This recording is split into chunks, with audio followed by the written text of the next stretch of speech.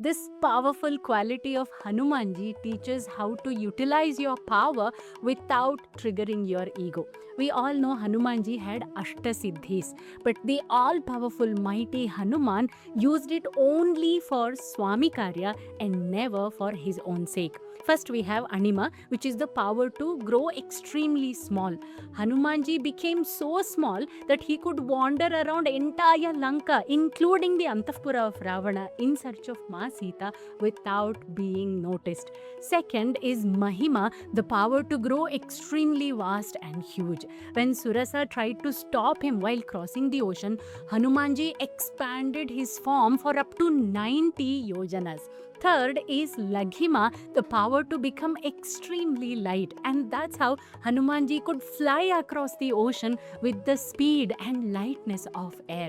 And remember, in Mahabharata, when Hanumanji made it impossible for Bhima to move his tail even by an inch, that is the fourth siddhi called Garima, power to grow extremely heavy.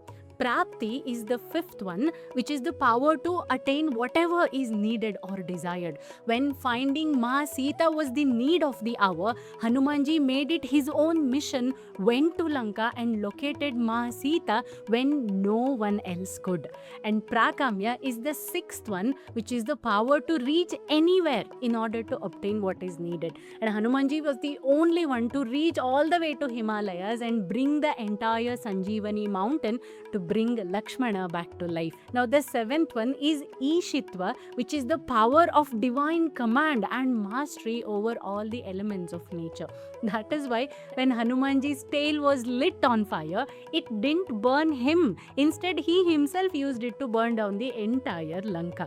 Now, the last one is Vashitva, because of which all of this became possible. An extraordinary control over his mind, senses, and ahankara ego. It is Hanumanji's devotion to Bhagavan Rama which ensured his siddhis became an instrument of seva and not ego.